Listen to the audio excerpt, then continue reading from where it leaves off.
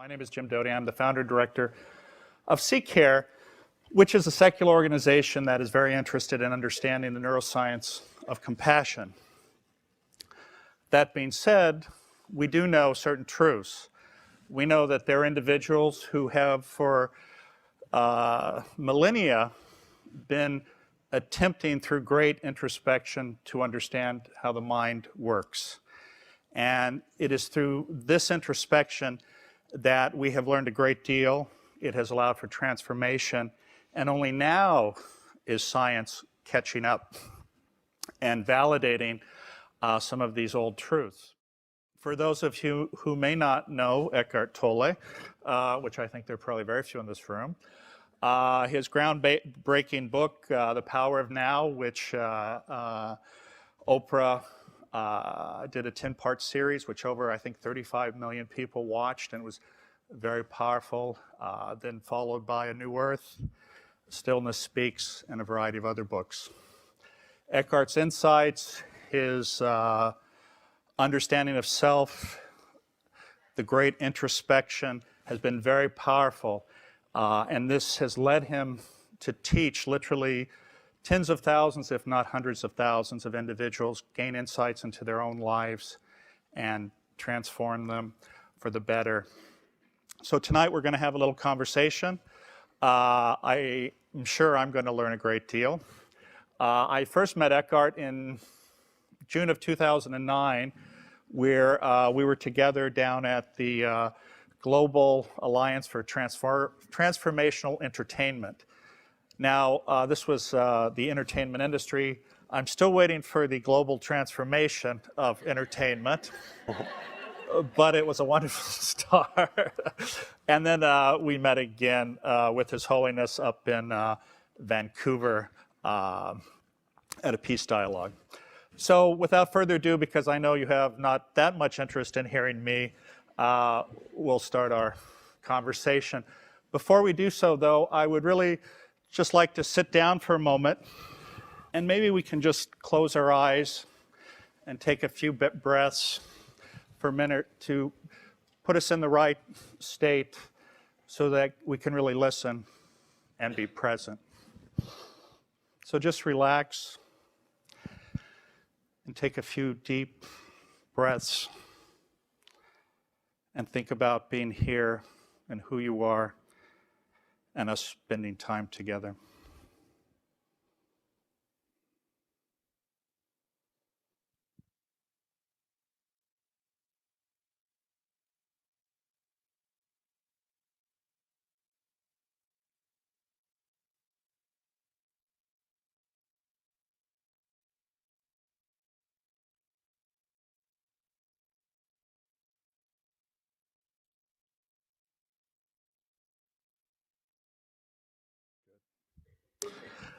Well, I think we'll start. So Eckhart and I had a wonderful pre-talk conversation. One of the things we were talking about was, one of the things I was saying I was interested in is what happens in people's lives that lead to changes or transformations. And I was going to ask Eckhart to maybe tell us about what it was in your own life, or a little background about your life that resulted in ultimately, if you will, a transformation or a great insight. Well,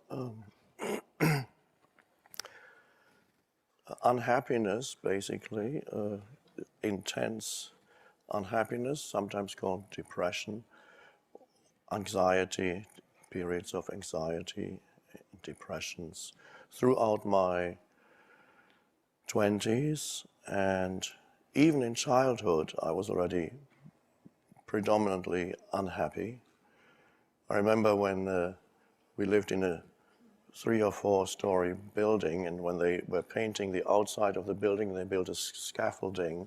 I was about 6, and I thought, oh, we lived on the ground floor. So, well, as long as there's a scaffolding, I have no problem. Whenever I want to commit suicide, I can just climb up and jump down. So I'll be okay as long as the scaffolding is there. That's my way out. That shows the degree of unhappiness. And then at 29, it became more and more acute. And one night, the thought came into my head. I describe it very briefly at the beginning of The Power of Now, in the middle of the night. I can't live with myself any longer. There was such intense unhappiness, and the depression, it was just too much to take. At that moment, an inner separation happened. I couldn't have explained exactly at that time, but retrospectively I can explain now what happened because I understand it. I didn't then. An inner separation happened between the unhappy self and a deeper sense of I or beingness, which I now call consciousness itself.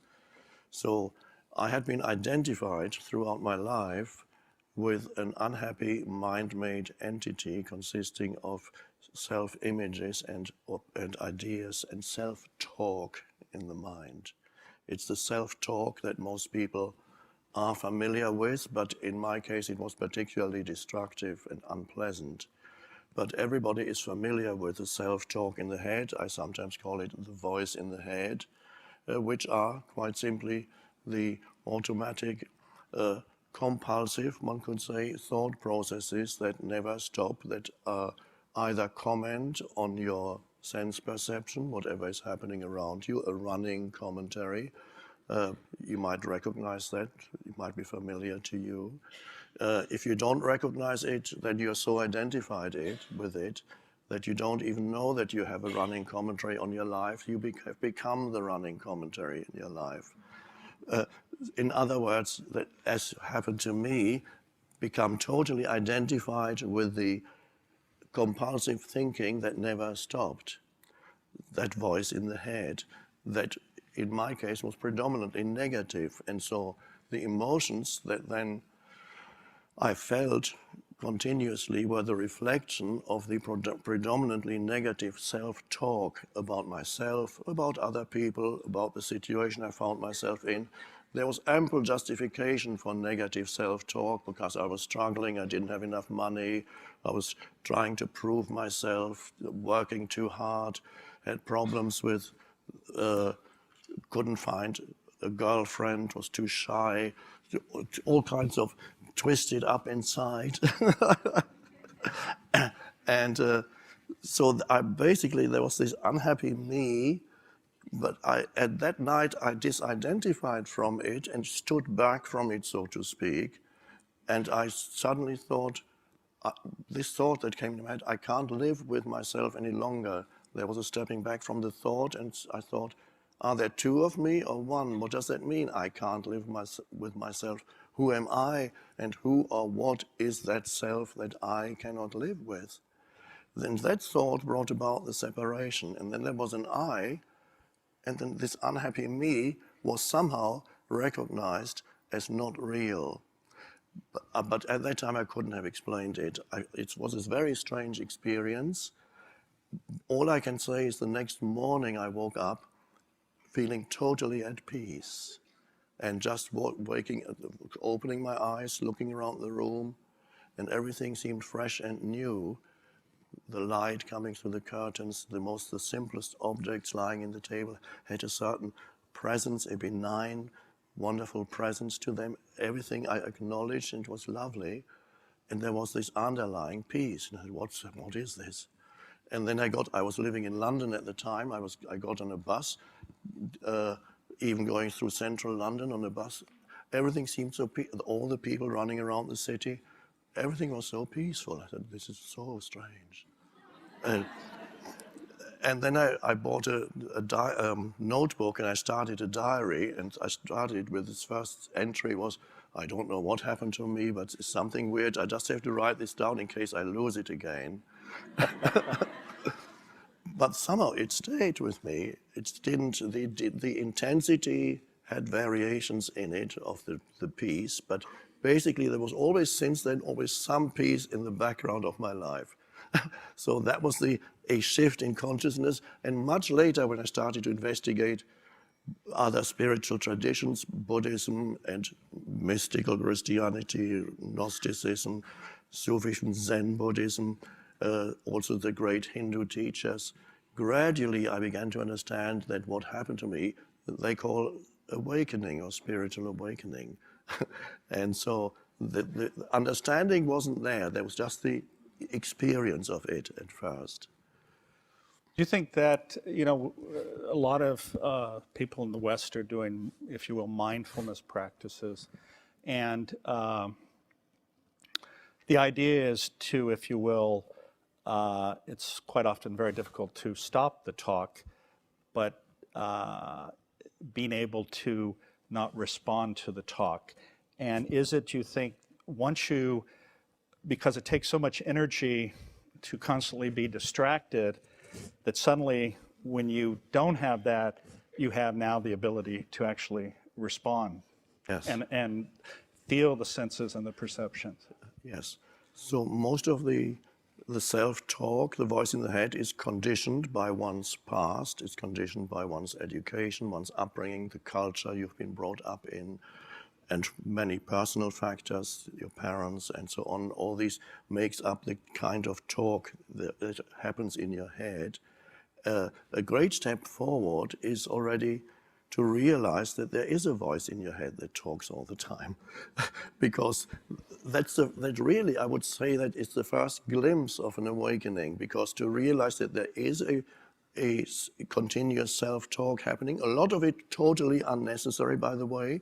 We're not talking about the thinking that is helpful and useful and can solve problems in your life and create new things. The mind is potentially a wonderful tool to be able to use in that way. But for many people, the mind is a kind of torture instrument 80% of their lives. And they would be much happier and much more productive without the self-talk. So the first realization is that there is a voice. And that I call that the first awakening, because that means something else has come in. We could call that another dimension of consciousness has come in, which we could call awareness. I sometimes call it awareness, we could call it presence. And I think in Buddhist terminology, that would be called mindfulness. I personally don't use the term, although it's a wonderful thing, mindfulness. I don't use the term because it implies that your mind is full. But, but it's actually realizing and this is the beginning of realizing there are two dimensions of consciousness possible in you. One is the dimension of thinking, which is great, but a more vital and deeper dimension is a dimension of simple awareness, which means consciousness. When you think, consciousness takes on a particular form. Every thought is a thought form. It's an energy formation. I'm not a scientist, you're a scientist, but I think if you're totally honest as a scientist, you will probably admit... Don't ask for too much. No, you will probably admit that science even now doesn't quite know what a thought is. No, you're absolutely correct. In fact, the more we pretend we know, confirms reality that we don't, I think. So my approach is not scientific, but I think there's a lot to be said for looking at it from a scientific angle. But my approach is totally experiential, so you can see for yourself, find for yourself, there is that voice. And then you become aware that that voice has certain patterns to it, repetitive thought patterns that tend to occur again and again, perhaps every day of your life. I had thoughts for years. I had certain thoughts like, whenever something happened that wasn't good, I had a thought that would comment on it in my mind, and it would say, of course, bad things always happen to me. It's bound to happen to me. It's, of course, always bad things happen to me. And they did. So it always confirmed that I was right. And, and then with a disidentification, realize there is a space of you from where you can be aware what kind of thoughts are going through your mind all the time. And that the awareness of thought is not a thought. It's simply the ability to look at a thought like a light shining on a thought. And I call that pure or unconditioned consciousness, whereas the thought is consciousness that has become a form. An analogy we could use is to say that consciousness is the vast ocean, and thinking is the waves and ripples on the surface of the ocean. And every wave and ripple has a very short-lived life. It's very fleeting, like every thought, but it pretends to have an independent existence. And then what happens is this continuous identification with the stream of thinking leads to a very serious dysfunction in one's sense of identity, because then your sense of who you are, your sense of I-ness, is derived, your sense of self, is derived from whatever your mind is telling you about yourself. Ideas, opinions, viewpoints about yourself. In other words, your sense of who you are is derived from thought. And that was recognized already by the ancient teachers like the Buddha as erroneous, an illusion. It is in all the ancient teachings expressed in different words, there is a deeper sense of self possible to humans that is not thought, where you truly sense yourself, but not as a story in the head. So you no longer derive your identity from something you are telling yourself in your head, which is extremely limiting, and we call that in spiritual terms ego.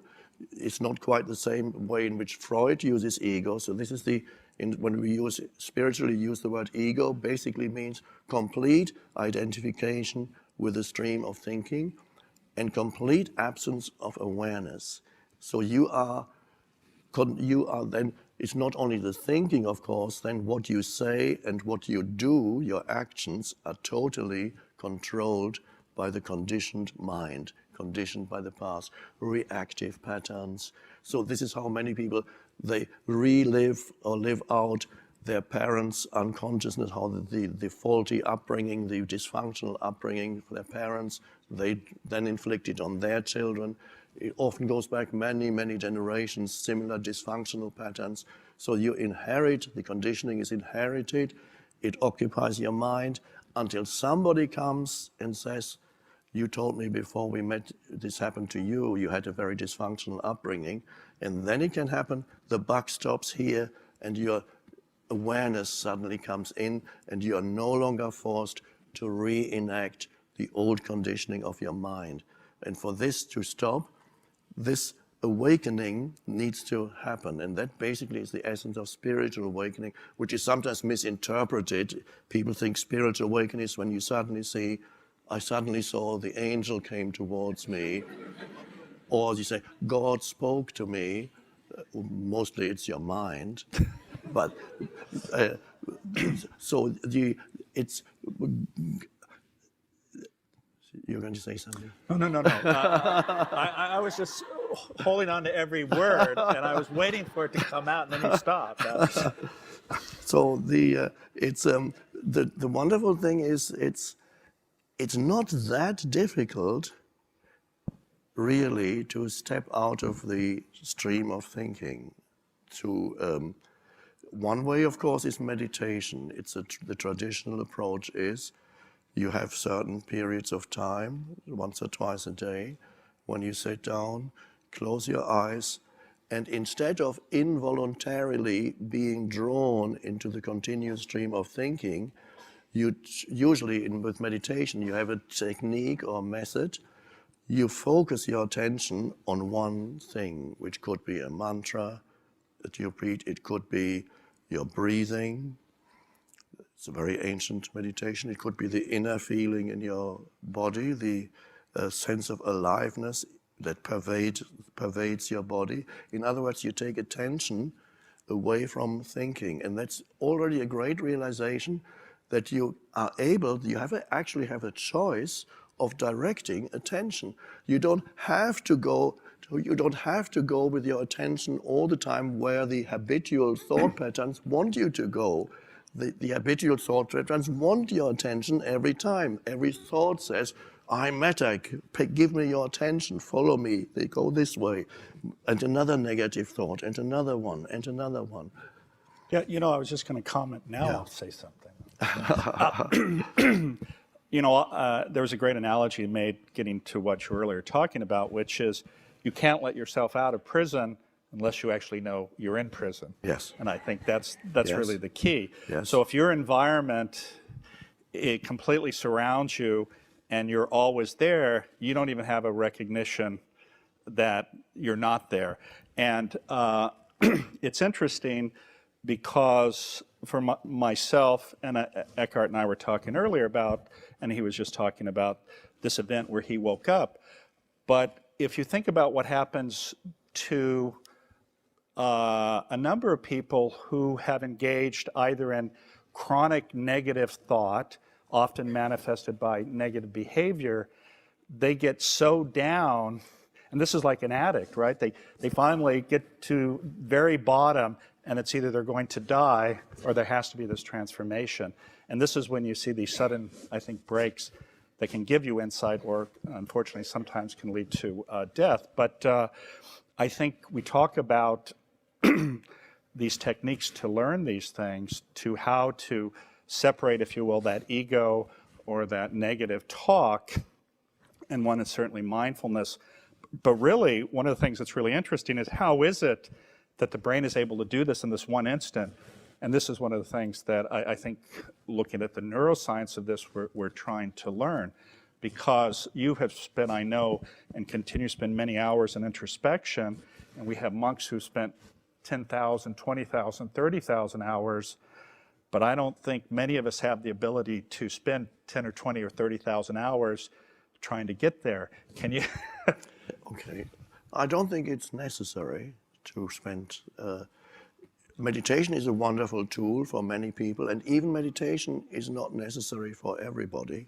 Some people awaken spiritually without ever coming into contact with any meditation technique or any spiritual teaching. They awaken simply because they can't stand the suffering anymore. And then something inside them snaps suddenly, and there is a disidentification from thinking. This, for example, has happened to people that I have met and known, people who had a serious illness, fatal. They were told they only had a very limited amount of time to live. So it's almost as if future had been removed from them. And a lot of one's thinking is to do with what's the next thing that's going to happen. That's very common. So, and when the future is removed, then kind of, or whenever you mentally project yourself to some future, every future, by the way, is a thought. Except from a thought of future, there is no future because nobody's ever experienced the future. So you can verify it for yourself because, okay, let's see if you can ever experience the future. No. So what is the future? A thought in your head, basically. Without that, there's only ever the present moment. And what is the past? Except a thought in your head, because for anything to be, life or being, is actually inseparable from present moment. Nothing can be, exist, live that is not now. Nothing can live in the past, and nothing can live in the future. No, so past and future are strongly connected with thinking. And so if you're being told that you basically have no future, yes, you could take refuge in the past and think only about the past, but what happens to these people who've been told sometimes that they have a very serious illness, only have a few more months to live? They are forced into the present moment because there's nothing else for them anymore. There is no more future to escape into mentally.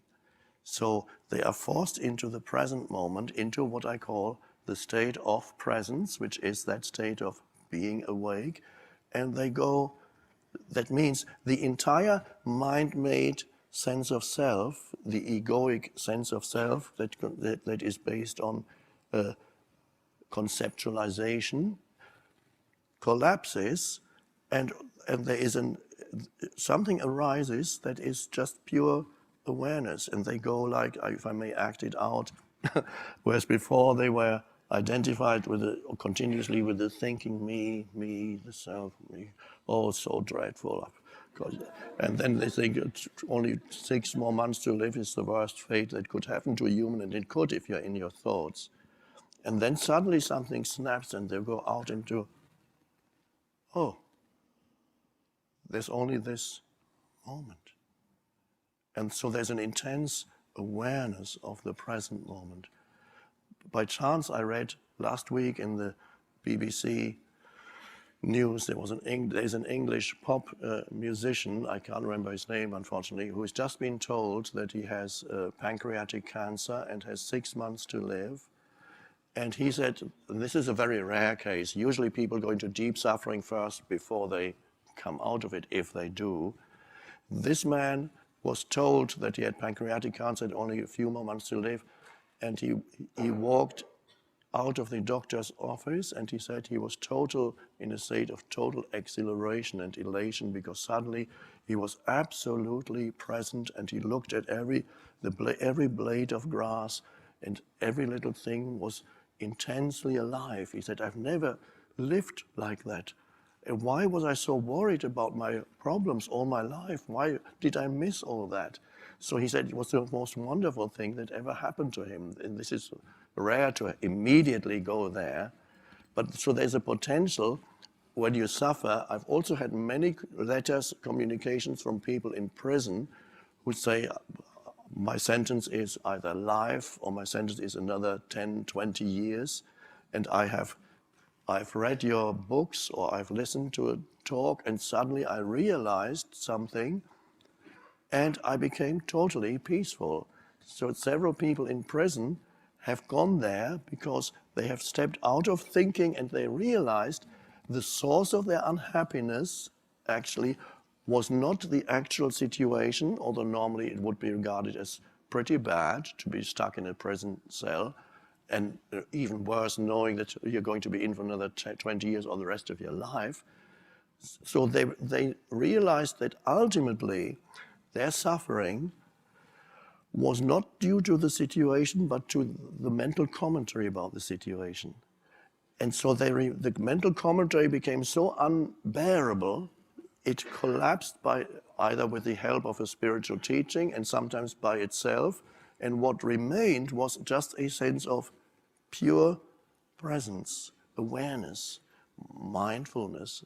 And that is the real spiritual awakening, when something emerges from within you that is deeper than who you thought you were, the personal sense of self. So the person is still there, but one could almost say that something more powerful shines through the person. And so, but you don't have to wait for the diagnosis by the doctor or to be put in prison. Maybe that's good news. No, I don't think you have to do 30,000 hours of meditation or live in an ashram for 20 years. Once you get a glimpse of it, you can invite it into your life, in daily life. I call it mini meditations, and actually step out of thinking and into presence. If I may just go to a little example now, just for you to experience as you sit here. You can play around as you sit here with your attention. You can direct your attention, for example, onto your visual perceptions, where this is the room, this is the speaker here, the lights, the ceiling. You can direct your attention into your hands. You can feel the aliveness in your hands. You can choose where your attention goes. It doesn't have to be in thinking. You can direct your attention into the feeling of your body on the chair. So there's a choice of where you want to put your attention. And then you can direct your attention. If I ask you, what does it feel like to be you? This is a very strange question. Now you may not know exactly where to direct your attention. And I'm not talking of the body, you, of a deeper sense of beingness. What does it feel like to be you without remembering your history? Not me, the person who had that kind of experience and that kind. No, a deeper sense of the more essential sense of I-ness, of beingness. What does that feel like? So I'm asking you to direct your attention to something very intangible, But you may get a glimpse of what that intangible thing or no thing is. And the strange thing is, it is no different from the attention itself. So when you look for yourself with the spotlight of your attention, and then you realize the attention itself is it. That, in other words, you recognize yourself as the consciousness that was looking for yourself. So this is a little bit paradoxical, but perhaps the truth often is paradoxical.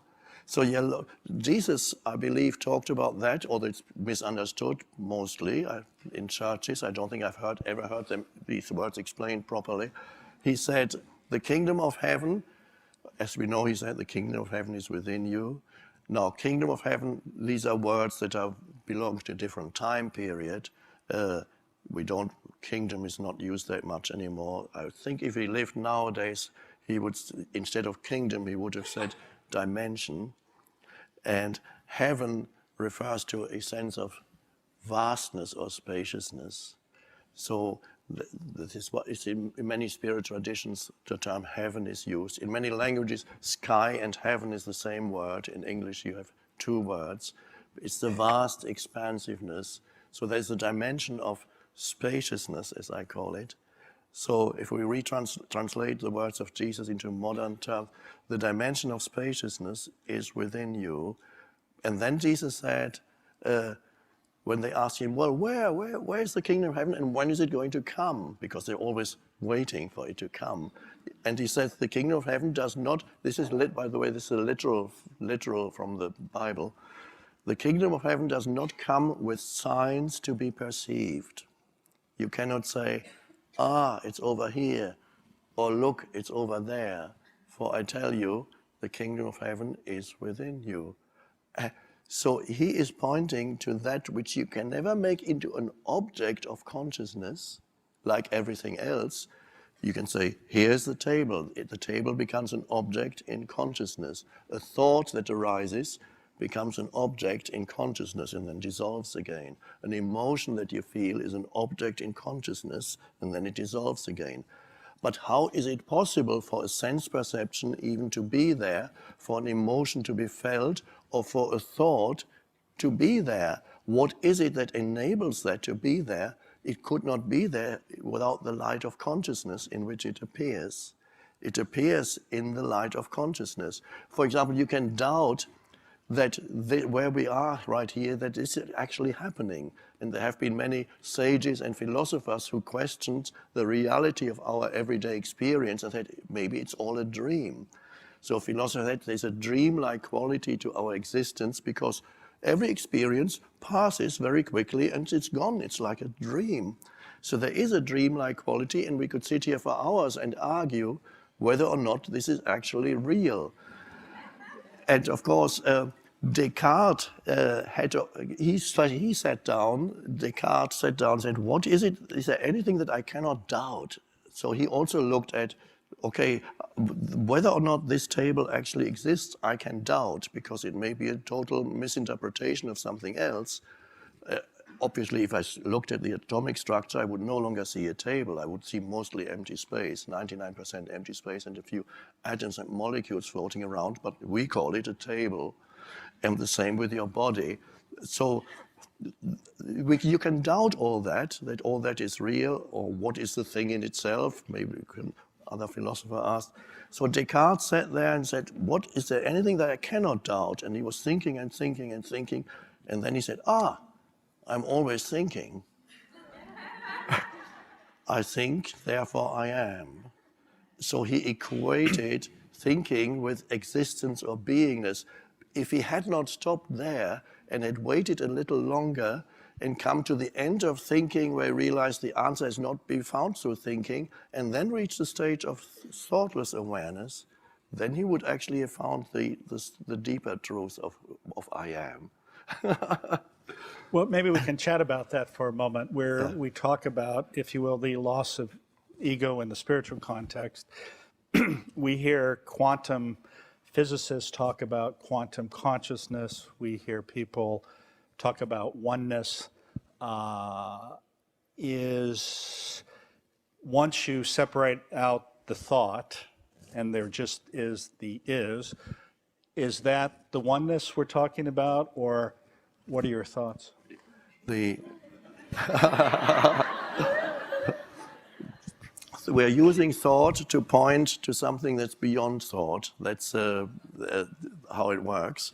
Not to the sense of separateness or separation arises through the continuous labeling of all your life experiences, which is particularly harmful in the case of other human beings. When you relate to other human beings, the moment you meet somebody, you, again, through this stream of thinking that is involuntary and arises through your conditioning, will immediately interpret the other person with thoughts. They're called judgments, good or bad, usually more negative than positive in most people's cases. And that creates a sense of separation. Even when you walk in the forest or landscape and you immediately interpret everything, the reality that you inhabit becomes a conceptual reality, so you lose touch. It's as if a screen were suddenly arising between yourself and the aliveness around you in other human beings, in nature. So you cannot sense the inherent aliveness in nature anymore, and you cannot sense the inherent aliveness in another human being anymore, because you reduce everything to mental concepts. So when you are totally, continuously immersed in the thinking, stream of thinking, you begin to inhabit a conceptual reality which separates you from the actual aliveness that's all around you. And that's so the source of separation, sense of separation, is involuntary, continuous labeling of everything, and including yourself. You do it to yourself. You label yourself in certain ways. People have opinions about who they are, and they vary. Some people are predominantly negative, which is very unpleasant to live with a very self-critical mind that always says, oh, why did you do that? You should have done better, and so on. Maybe it's your mother talking still, but it's thought. So you have that. It's a dreadful thing to have that in your head. So then you can become free of that by realizing these are the thoughts and here's the actual situation. I've lost the train of thought, by the way. We can. We're talking about separation. So this is separation So he arises. separated his I am That's from right. his thoughts. So that's how you do it. Separation then arises through that, and you can, when you go into nature, really we can talk about it in terms of knowing. You can know. I like walking in nature, in the forest, and I can do that in two ways. I can walk through the forest and look at the trees and birds and the ferns and all the wonderful things, and comment on it and say, it's that, it's called that, or look at this wonderful bird, I wonder what it's called, and so on, and all kinds of commentary. That's one way of knowing the forest, but I can also walk through the forest and simply be absolutely present and observe without labeling it. In that sense, from a conceptual point of view, I don't know anything anymore, but there is a deeper knowing there where I can suddenly sense something that the conceptual mind can never feel, and that is the forest is alive. There is an energy field there. There is even a sacredness there, and everything is intensely alive. And I become still, and there is a sense of merging with that which you are observing with your sense perceptions. And so the sense of separation goes away, and there is a sense of oneness with that which you are perceiving. There's no longer the me and the other, because that's through conceptualization. And that's beautiful when you can walk in a forest like that. The experience of being in the forest is greatly enhanced. And if you can relate with to another human being like that, then there is a true relating. And here we come to compassion.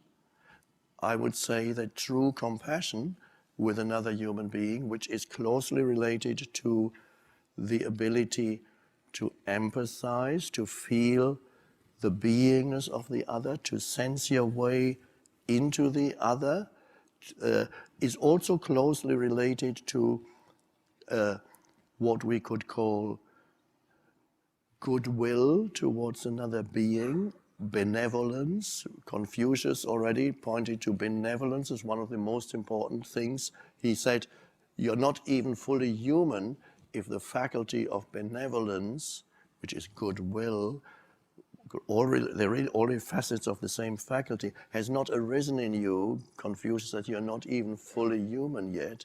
So that compassion, the benevolence, the goodwill, the ability to empathize, to ultimately recognize the other as not absolutely other, all arises when the habitual and unconscious and compulsive labeling of others no longer operates. And that's where compassion can arise. Before we came out, we were actually talking about barriers to being compassionate or connecting to others. And we were actually talking about how wonderful it is to have an animal, like a dog, because they never judge you, right? And that's really what we all want. Yes. Because I think that's one of our fears, is that when we intersect with another, we're going to be judged. And you have this animal that hesitantly embraces you. And in fact, we were also talking about enlightened people, or people who it's wonderful to be around. Not that they're dogs, but they're, but what they do is, when you're with these people, you have this incredible sense they did just accept you for who you are, with no judgment, no demands. You're just there at that moment, and I think that's... Yes, the dog, of course, is a wonderful example. We also talked about the GPS. The GPS doesn't judge you either, does it? Never raises its voice. This is right. The GPS never tells you, why do you not listen to me? Why? How many times have I told you to turn this way? So we're talking about writing a book, Dogs and GPS. And the dog, of course, I don't know if you've heard the prayer, please God, make me into the person my dog thinks I am. Now the dog, of course, the secret is the dog doesn't think, it just experiences you. It has no labels towards you. It doesn't have the conceptual reality. It has the direct reality. So there's this enormous joy of life in the dog as expressed in the tail, the wagging tail, which is, and this is why many human beings love relating to animals, because they feel this unconditional acceptance. And you look into the eyes of a dog, and you can sense the dog's beingness unobstructed by mental stuff, that pure beingness. And by looking into the eyes of the dog and feeling the dog's beingness, actually you can sense your own beingness, and you feel, oh, it feels so good to look into the dog's eyes. And so the dog, I would say, this is what I call it, the dog is pre-thought, so it hasn't lost him or herself. I don't like to call the dog it. Like the dog hasn't lost him or herself in the mental realm yet. And when we go beyond that, like you mentioned, like people who don't have this egoic self anymore, they have a lot in common with the dog, but they have risen above thinking, and the dog is still below thinking. But both are more deeply connected with that beingness than we are. We humans, in our present, the way I see it, in our present evolutionary stage, are halfway between. The way I see it, in evolutionary terms, we are halfway between the animal and something greater than the human. And that's one of the things actually we're talking about, is one of the challenges for us, which creates this self-talk, is the fact that we have a perception of a past with regret and a fear of uncertainty by understanding a future. And so we have evolved from the animal, if you will, who's right there at the absolute moment and who experiences the joy and the connection and this incredible sense of happiness just for being right there. Yet we have evolved to such an incredible state where we're either back there or looking over there, but we're not here. And I think that's the challenge. Yes, that's an enormous restriction that we actually, most humans seem to live as if past and future were much more important than the present moment. And usually it's the case when you are up to a certain age, future is much more important. Then when there's not that much future left anymore, the past becomes much more important.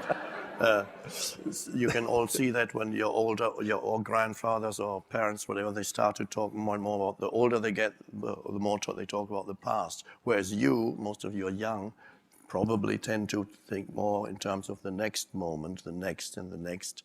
It's not realizing that we actually, to a large extent, ignore, do not truly value, don't fully acknowledge, are not fully aligned with internally this moment, which is, and it's not, is it a revolutionary statement to say there's only ever the present moment, that's all you ever have, not the future and not the past. You can never experience anything in the future.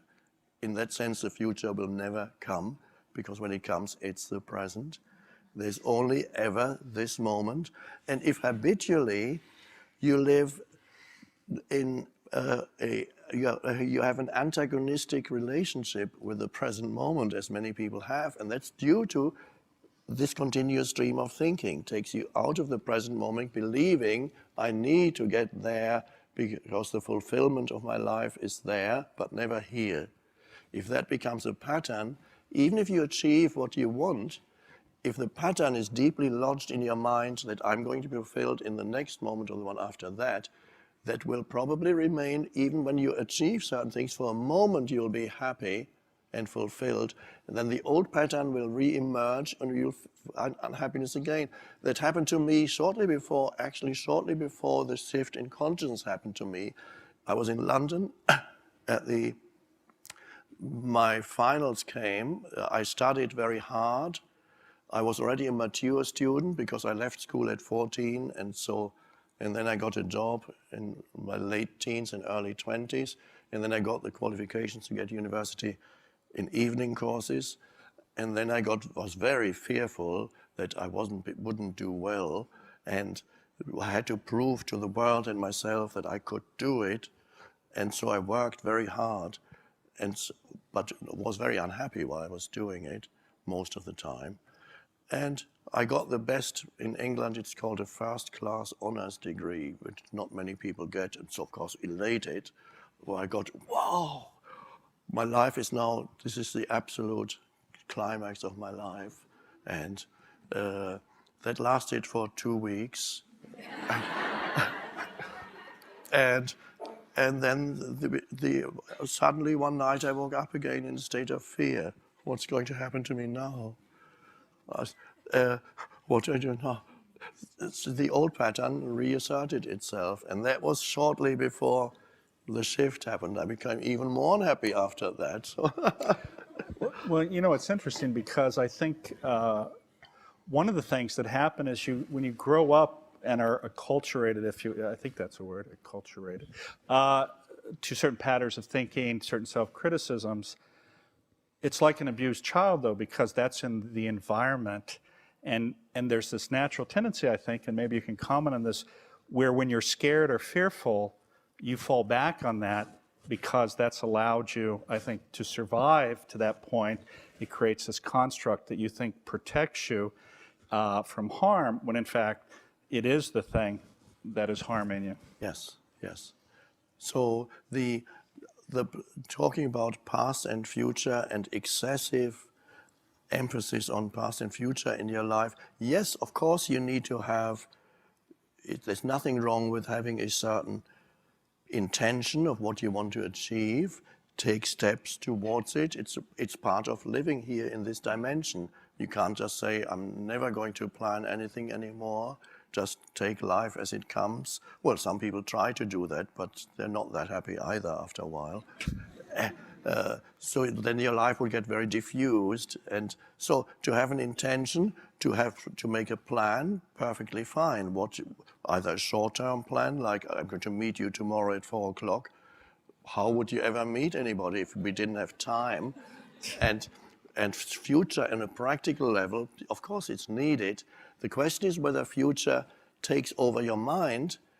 Being able to use it for practical purposes is of course great, but I call that clock time is fine, but psychological time is when the future takes over your mind and your entire thought patterns are geared only towards future, and you treat the present moment as either just a means to an end because it enables you to get to the next one. You're always reaching out, so to speak, internally to the next, yet never quite here, always looking for some fulfillment there. So you can never embrace the fullness of now, or you make the now into even an enemy.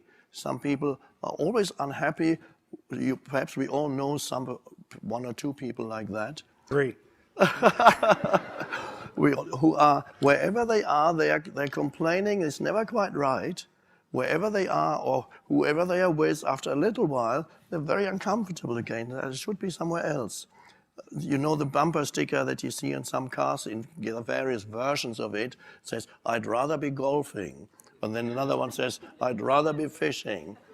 I'd rather be this, I'd rather be there.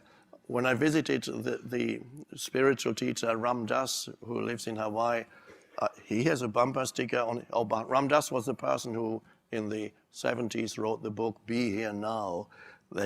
Anyway, he has a bumper sticker on his car that says, "I'd rather be here now." And then you realize you can still pursue whatever an intention, where you want to get to, a plan. I call that, it's a bit like a journey. Your life is a journey. You're going, you want to go from here to there. Whether you're going to get there, we don't know. Maybe on the way you'll branch out to somewhere else. But at least you have a certain direction. It's good to have some direction in your life. But while you are traveling, if your destination takes up most of your attention and you're continuously focusing on there, you miss all the journey, really. You can't enjoy the journey anymore. And most of your life is the journey. The arriving is relatively rare. The wedding, and a few more graduation, but so those moments are not far and few between. So the rest is the journey. And if you can't enjoy the journey, which means the step you're taking at this moment is really the most important thing. Yes, of course, you're going that way, but this step is still to be enjoyed, because that's ultimately your whole life consists of the step you're taking at this moment. There is never anything else. Maybe I could ask you a question because you mentioned Ram Dass. Many of you may know that he had a devastating stroke that impaired his speech. And what's interesting is here's an individual who's, again, spent an immense amount of time on introspection, but he said until he had the stroke, he never really saw clearly, I think, or something along those lines, because it caused him to gain insights into what not only did he lose, but also some of the fact that he wasn't there, and now he's very aware of being present.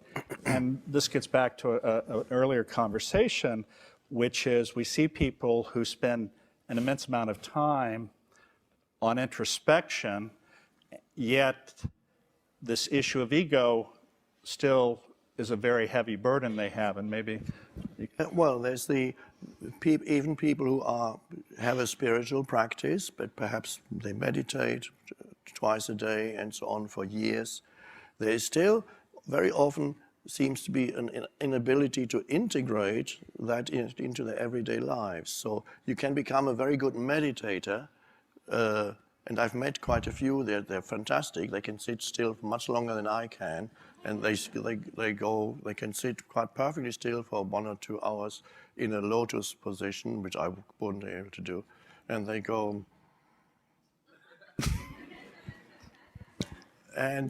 And the example that's sometimes given, there's the man doing his meditation on metta. Metta meditation is a meditation on loving kindness, which is you spreading your, may everybody here in this house be well and happy, may I be well and happy, may everybody in this city be well and happy. So you spread out the desire for everybody to be well and happy. This is the loving kindness meditation. It's quite a lovely meditation. And there's the man doing his metta, loving kindness meditation, and the door opens and his 7-year-old daughter comes in and says, "Daddy, Daddy, can't you leave me alone? Can't you see I'm doing my loving kindness meditation?" a typical example of not having integrated your spiritual practice into everyday life. And this is why I recommend mini meditations during the day, just a few seconds at a time, when you actually become present. So, for example, I recommend certain activities that you do habitually. Why not, instead of using those activities as a means to an end, give them your fullest attention so that they become an end in themselves. For example, washing your hands. You can actually be amazed when you give it your full attention how pleasant it is to wash your hands. There's the feel of the water, very pleasant. There's perhaps the scent of the soap. There's the feeling of touch. And you may also wet your face. I do that always when I wash my hands. The cool water on your face after you've washed your hands. And then you dry your hands. It is a very pleasant and enjoyable experience. Or walking up the stairs, if there's a stairs somewhere in where you work or study or at home, every time you walk up the stairs, why not, instead of making it a means to an end because you want to get to the top of the stairs, so just be aware of every step and just enjoy the movement of it. It's very, very pleasant. Waiting, I recommend that whenever you're waiting for something, instead of waiting, use that opportunity to use it as a mini meditation. So instead of waiting, basically means you want the next moment, but not this one. This is why you're waiting. Otherwise, you wouldn't be waiting, you would just be there. So when you're waiting for the elevator, when you're waiting, there's something pushing you inside you that wants to get ahead to the next moment, but it can't get there because the elevator isn't here. And so when you push for the elevator, and instead of waiting, why not just be there, totally present, without straining away from the now internally, want to get to the elevator which isn't here. Just use that moment and just become fully. Maybe take a few breaths. Give attention to your breath. It's a wonderful way of taking attention away from thinking when you don't want it and don't need it. The Buddha already recommended breath meditation, which simply means to observe or to feel yourself breathing. And you will notice you cannot think and feel yourself breathing. It's either one or the other. So when you're standing in front of the elevator, take your attention away from the mind, which means it moves into the present moment. Take a few conscious breaths and enjoy this moment of not waiting. Or the supermarket checkout counter, which is a source of frustration for many people. Well, that's where I read the Inquirer. Yes, that could be an escape into some kind of, it's mostly lies in there, so that's... So these are mini meditations. I think they are very helpful. Probably I would prefer, I believe these are more effective to incorporate many such mini meditations into your everyday life than to have totally separate compartments in your life. One is your spiritual practice and the rest, and then there's the rest of your life. I'm not saying the mini meditation means you cannot also have a spiritual practice, but if you want to choose either one or the other, I would prefer the mini meditations because they become part of your everyday life. So you're less likely to have two compartments in your life. Speaking of, you were talking about compassion, metta practice. One of the challenges for many people, and one of the confounds in the neuroscience research, is this issue of in-group versus out-group. And we understand from an evolutionary level why this has occurred, but I think to survive as a species, we have to figure out ways to expand this in-group, and maybe you can comment on what your thoughts are on how we do that. What do you mean by in-group? The people who, you have your group that you automatically feel close to or love, Yes. versus people you've never met, or in fact, yes. maybe have no opinion about, Okay. or in fact, maybe even dislike. Yes. How do you spread compassion, care, Yes. love to embrace them? Right. Yes. And then also, especially people you may not like or have differences of opinion with, how do you embrace that? Because your response oftentimes is an emotional response. Yes, yes, that's a very important point. The one sense of self, in our Western world, most people have predominantly a personal sense of self, derived from their life experiences and all forms of conditioning. Prior to a personal sense of self, humans apparently had a tribal sense of self. So once their sense of identity was not so much based on me, it was mainly based on us. So that began with the tribe. It's our tribe. And when the dreadful thing one could do to a person, and still perhaps is the case in some older societies, for somebody to be expelled from the tribe would be like a death sentence. Not just physically, but even psychologically, the person would virtually die. So tribal consciousness is still very much alive in humans, and this is in some societies, and in the 20th century, in certain time periods in the 20th century, was very strongly, very pronounced as nationalism, which led to the huge world wars and the madness of the 20th century. So that was really a regression to the tribal consciousness, which if you think that the egoic consciousness that's totally identified with the sense of the me, the conceptual me in the head, if you think that's mad, the thing that's more mad is the collective conscious, the collective me.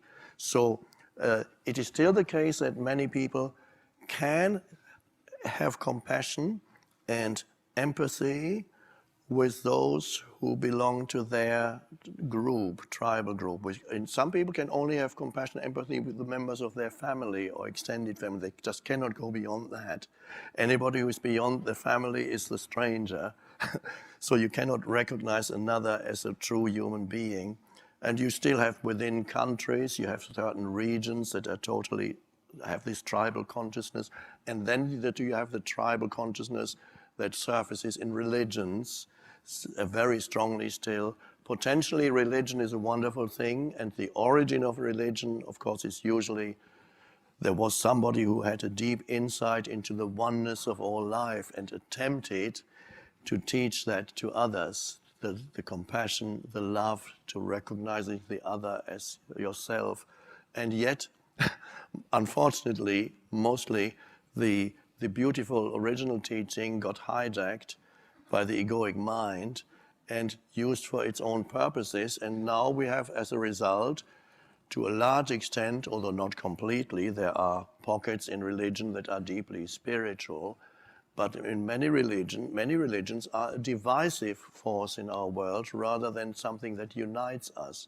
And even within the same religion, people kill each other because it's another church or these people don't quite share our beliefs. They believe that this thing happened and we believe that thing happened 600 years ago, and they don't believe that, so they must be evil. This happens when you conceptualize other human beings in your head. First you conceptualize your tribal identity, us, and you have certain characteristics. Then you have to strengthen your tribal identity by having others who do not share that. The egoic self loves its enemies. and by the way, the personal sense of self loves its problems. So the egoic self defines itself more clearly by having the non-believers, for example, in the case of religions, the infidels, they are satanic beings out there. Or some people think the whole of America is satanic. There are probably millions of people who have the weird idea in their head, America is satanic. They've never, and if they ever met an American, they would completely, all they would see when they hear American, the screen of conceptualization, satanic, satanic, satanic, and they wouldn't see you at all. They cannot differentiate between a saintly figure who is American and a brutal murderer who is American. He's just American. They can't. There should just be a street. It's incredible what the mind can do to you, how it can totally obscure your perception of reality. And sometimes some Americans may do the same towards others. It could well be that you have an idea in your head, all Muslims are awful, they're just out to kill us. And then if you truly had that idea in your head, whenever you meet someone who says, I'm a Muslim, you go, oh. You will not see the human being anymore, but only your concept. You will relate to the other through this dense screen of concept. In other words, total separation. And when you do that to another human being, then it's very easy to perpetrate acts of violence because you cannot sense their inherent aliveness anymore because you have dehumanized them. They've become, the word is objectified, because they've become mental objects. And this all happens when you are too identified with thought. It cannot step out of thought. These are the enormous dangers about being too identified with thought. So you have these collective entities, which are really extremely nasty entities. So does this get to this issue of this pain body, where you need to separate that out? Because, the issue is, how do you expand this group? How do you get away from that? Is it turning off this inner voice and not listening to it, putting it aside? Is that the key? Yes, stepping out of complete identification with thinking really remains the key, so that your reality is no longer only a conceptual reality. And you can meet another human being in that sense of clear presence without imposing immediately judgments on him or her. That brings it. Suddenly there is something flowing between you. Suddenly there is it feels good to relate to another without all those obstructions. And this is where we have to go. Otherwise, we would destroy ourselves. If there is more and more humans are able to awaken now, I believe that, and I know that there are still pockets on the planet that are very deeply possessed, one could almost say, by the tribal consciousness, and those are the places that you hear most of when you listen to the news, unfortunately. Actually, we've covered a fair amount of topics. Many of you have heard Eckhart quote Descartes and other philosophers, religious and spiritual leaders. What many of you may not appreciate it, he likes movies. And one of the movies, which I know you've talked about, is Groundhog Day. There's actually some great enlightenment from that movie, and maybe you can... Yeah. Well, if you haven't seen, you must see it, Groundhog Day. Yeah, I've seen it maybe 6 or 7 times, and I'm sure I'll see it a few more times. Just to refresh your memory, if you have seen it, and then explain why I love it so much, what the very important message is. There's this man, the protagonist, the actor is Bill Murray. So his character is a weather forecaster. And so he is very, very negative. He dislikes most people. He dislikes his job. Wherever he goes, he complains and is unhappy. And that is his sense of identity. That is how he lives. So he travels to this place in Pennsylvania or somewhere. And is it Puscatawny? Yes. And they have this ceremony. They release the groundhog on Groundhog Day to see if he goes back into his cage, because he is supposed to forecast how long the winter is going to last. So he's the weatherman, so he goes there with his team, a man and a woman, the cameraman and his assistant, just to film that. But he's just so unhappy and negative, dislikes this an awful place here. I want to get out of here as soon as I can. What a dreadful place to be, what a dump. And these are his thoughts, not the reality. They're his thoughts, but to him, that's his reality. And then, of course, he wakes up after they've done the filming. The next morning, they're supposed to go home. He wakes up, the bell rings, okay. And they can't get out of town because there's a snowstorm. They have to stay another night in this dump, this awful place. The next morning, he wakes up, and then a strange thing happens. The same thing happened to him the previous day. And then he begins to realize that he's reliving the last day. And he's get very weird. And then the film goes on. In other words, he is forced to relive this same day. He can never get out of town because of the snowstorm. Every morning he turns on, the alarm radio goes on and sings this song by Cher. I got you, babe. I got you, babe. And so it goes on, and we don't know how many times he has to relive that, hundreds of times. We don't see. After a while, he gets so desperate, he tries to commit suicide, and he does, but the next morning he wakes up again in bed. So, and then at some point in the movie, his behavior changes. Instead of being nasty to people, he helps people. So he becomes a helpful force, and he goes around and makes people's lives better. I think he got so bored with suffering and disliking it. So and every day he begins to enjoy more, but every day he does new things to help the people. And of course, for those people, it's always just the first time it happens. And he begins actually to enjoy it. He cooperates with the present moment, as I put it. It's never explained in the movie, fortunately, because in good movies, the message is not explained. It has to be shown rather than explained. So the viewer can draw their own conclusions. And then the last scene is he wakes up and it's the next day. He can leave. But now he loves it so much, he says to his assistant, let's stay here. So he is released from the cycle of suffering as he begins to surrender and accept the present moment and becomes a positive force in the present moment. He is suddenly released from the cycle of suffering. And so that is the deeper message, that the way and so basically, I would say everybody who is still totally identified with their conditioned mind lives his or her own Groundhog Day, because not exactly, but the conditioned mind tends to replicate itself.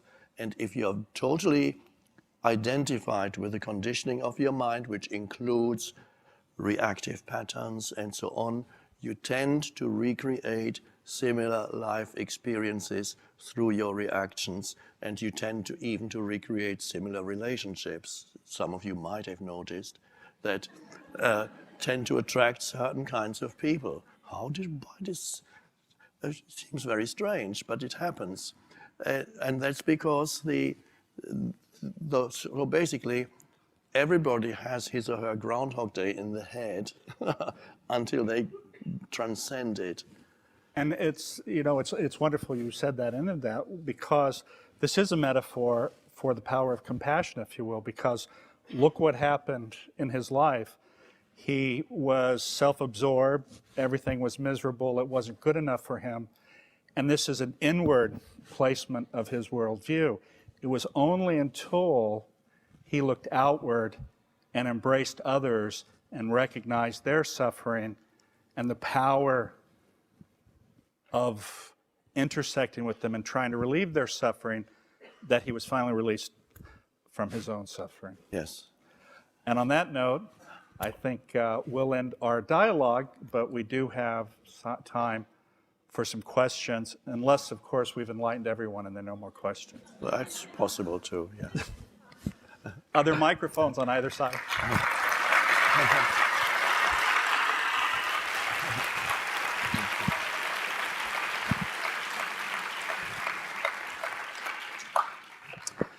I'm young, I'm restless, and I'm optimistic that I can change the future for the better. Good. But I also hear that you say that we should focus on the present. Yes. And well, you talk about Groundhog Day and focusing on the present. So then how do you bring about innovation and change Yes. and not focusing on the present? Yes. You may remember I briefly mentioned it is important to have a destination, to have an intention, to know what it is you want to achieve in this world, how you want to improve the world, how you want to contribute to the world. This is a wonderful and necessary thing. So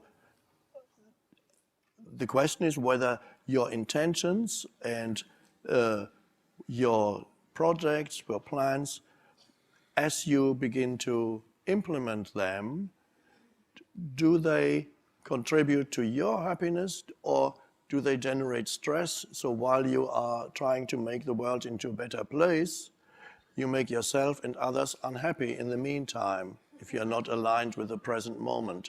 So it is perfectly possible and really the only sane way to live, not only to have a plan and to contribute to the world, but to realize the quality is highly important. It's not only what you do, the quality of doing, the consciousness that flows into what you do is even more important. In other words, how you do what you do is more important than what you do. You could have a store serving customers with this or that, which perhaps would not be regarded as a very important job, and yet if that is done with a quality of presence where every customer who comes into your store, you give this person, just an example, your fullest attention, you appreciate him or her as a human being, you see how you can best serve him or her in the present moment, that is quality. And then you would be improving, everybody who comes into contact with you would somehow experience a small lifting in their being, in consciousness. And so that you could create even a person with a relatively simple job could contribute in that way to creating a better world. And if you have a huge project, this is wonderful, of course, but I would suggest or recommend that you are careful that you give your fullest attention to whatever step you're taking in the present moment towards your goal, because the step is as important as the goal. In fact, the quality of the step determines the goal. So the means never justifies the ends. The means and ends go together. You cannot have bad means to achieve a good end. It may look like that, but give your fullest attention to the doing. See if you can be fully aligned with it so that you don't generate negative energy because you want to create a better world. So that you create positive energy as you are about to create a better world. So it's a balance, being fullest attention to the now and yet knowing very well what it is that you want to achieve. Then also the element of creativity, you can access that much more fully when internally you open yourself to the present moment and you honor the aliveness of the present moment. You get far more insights into what you need to do, what is needed, and this may sound a little bit, I hope not too new agey, but when you are fully aligned with the present moment, you tend to, when you are this positive, you tend to attract helpful factors into your, I've experienced that many times in my life. You know where you want to go, you've made your commitment, you begin to take action, joyful action, alive, intense energy may arise, but not stress, joyful action, and then helpful factors are much more likely to come in than somebody who may have good intentions, but they're so stressed about them. So I can shout at people around me because I don't agree the way they do things because we're trying to create a compassionate society. Why aren't you helping? You should be doing that. You know our goal is important. We're creating a compassionate society here. Damn What it. is? Yeah. Okay. So it's a balance. It's a practice also. I wish you well in your endeavor, and may your life be fruitful, and may your present moment be joyful. It is. Thank you. That means a lot. Our next question. Thank you for being here and sharing your wisdom with us. I guess what my question for you is, how do you decipher what thoughts make sense to follow, the thoughts that are from clarity and beingness? And how do you choose when to think and when not to follow the mind? Yes, thanks. For certain things, of course, thoughts are needed to deal with certain practical matters. So there's no problem there. What do you apply your thoughts? What do I need here? Then there are thoughts that arise in daily life. They just come into your head, and you can notice how this particular thought makes you feel. So you can detect the feeling quality behind the thought. And if the feeling quality is not good, it's a bit like eating something that doesn't make you feel good. Once it reaches the stomach, it feels, oh. So there are many thoughts of that kind that give you that feeling that is not pleasant. For example, thoughts that generate anxiety, thoughts about what's going to happen, or imagining problems that might arise tomorrow. and believing virtually that this is a reality already. And this is called worry, is a particular mind pattern that many people are familiar with. Worry means to think of things that could go wrong and how they could go wrong and how they probably will go wrong because they always tend to go wrong. So that's a very familiar thing. And then you detect, how does that make you feel? Worry doesn't feel good. If you feel in the body, there's fear associated with worry. So there's anxiety that arises. You feel a constriction in the body. So the feeling will often tell you what kind of thought it is, whether it's true or not. And then you can recognize certain thoughts as not productive and as thoughts that you would choose not to have if you had a choice. But the wonderful thing is that you do have a choice. And it is actually possible to drop certain thoughts when you recognize them as having no function whatsoever except to make you unhappy. And there's a wide range of thoughts that has no function whatsoever except to make you unhappy. But sometimes the egoic self actually even loves its unhappiness because it's so familiar. So every therapist is familiar with clients who do not want to let go of their neurosis because they feel at home with it. So, but if you recognize these thoughts as not helpful, then it's easier to, okay, don't follow them where they want to take you. And by choice, you remember what we said about attention, you actually realize you can choose where you want your attention to go. The thoughts pretend to be all powerful and try to get all your attention, saying, no, my choice is not to continue this train of thought, but to take my attention into my breathing. Oh, much nicer. A minute ago, I was terribly worried, and now I actually feel alive. And it's quite pleasant to be here in this moment. It's not a hell. I thought I was in hell. And I was only in bed. Okay. Good evening, and thank you for tonight. One of my favorite jokes was that parents give advice to their children because they cannot be an example. So how do we help our children be present and separate themselves from their thoughts that we are teaching them to think? Yes. And Well, so on. You've already answered your question, because predominantly it's not by telling them but by living it yourself, because that transmits itself. How the way in which their parents live is the greatest teaching for the children. As you rightly said, what they tell them is very much secondary, and sometimes it contradicts the way they live. The parents tell the child, don't swear like that, and the child says, but you do it all the time.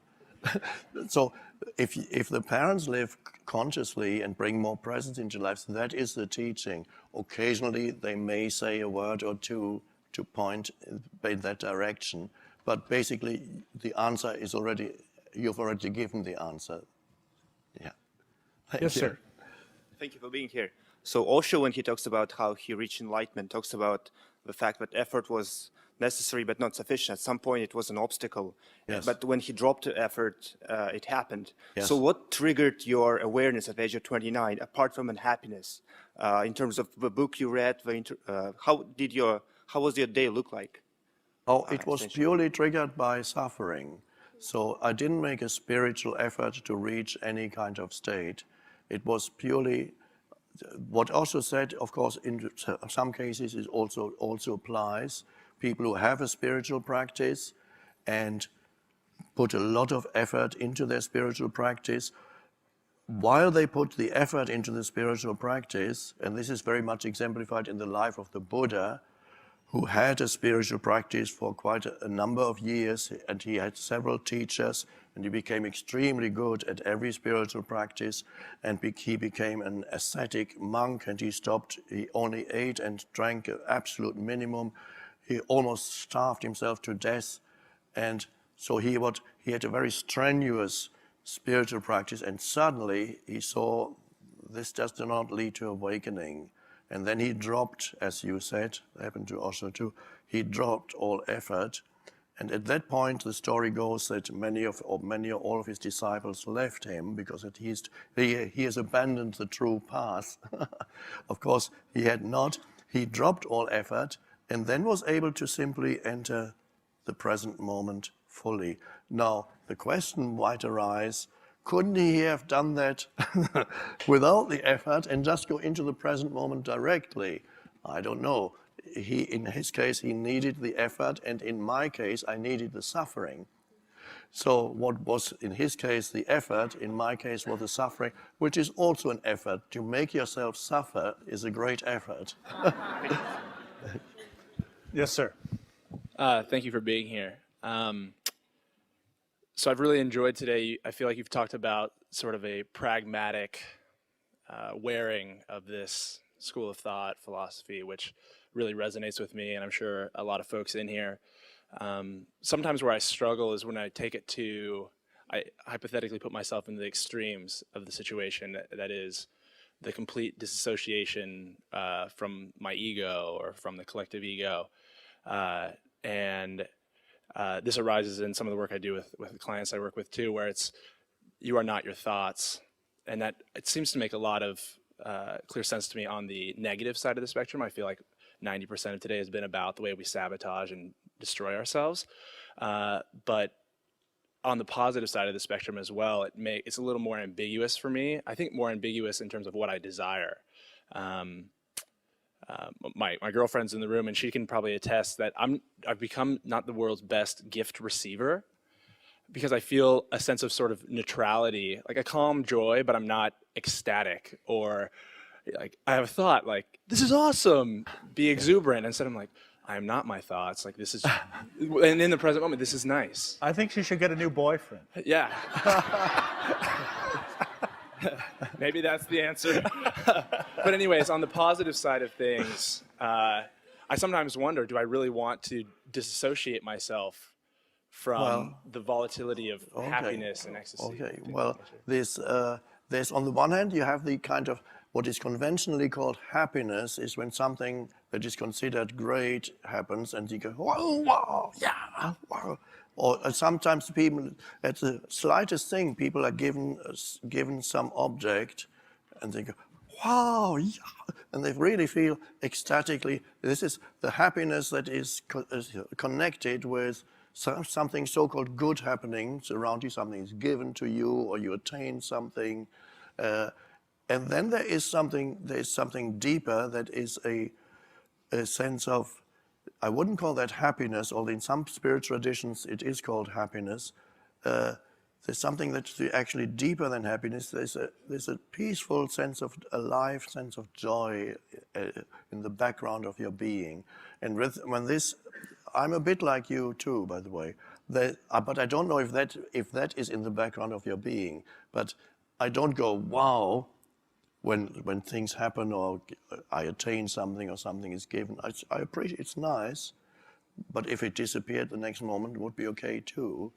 So there is something deeper that what we call happiness, because if you're happy one day, you may be unhappy the next. Happy, unhappy, happy, unhappy. Something bad happens, I'm unhappy, completely unhappy. Something good happens, I'm absurdly happy, unrealistically happy, because it's not going to last. So there is a deeper sense of joyful beingness, peaceful aliveness. Is that in the background, and therefore you're no longer ecstatic when something so-called good happens, and perhaps no longer that despondent when something so-called negative? Is that also the case? When something is taken away from you or something so-called bad happens, are you also not as despondent as you might have been in the past? Yeah, I think so. I feel even keeled. Yes. Now that's good. Let's not confuse that so, because some people confuse that with a sense of being like a kind of having deadened yourself to the highs and lows. This is not what we're talking about. And I have met people who have done that, and they don't feel more alive, they feel less alive. And they feel less alive, and they when something good or bad happens, they, oh, well, they kind of deaden themselves to the, or repressing your emotions could be part of that. Eventually you transcend the emotional highs and lows, because there is a deeper level in you where the highs and lows are not that important anymore. You still experience them to some extent, but they don't pull you down completely, and they don't pull you out of yourself completely. So I don't believe you have deadened yourself. You seem quite alive, so. So the girlfriend should stick with them. So I think that we use the term equanimity, right? Where you don't get lost or try to hold on to the highs, because they're always transient, and you don't get lost and get attached to the lows and think She's that's all running out there the is. door right now. I will. She still loves you. She still loves you. Unfortunately, I'm sorry to say we are out of time. I thank all of you so much for being here. Eckhart, thank you so much. It's been a blessing. Thank you.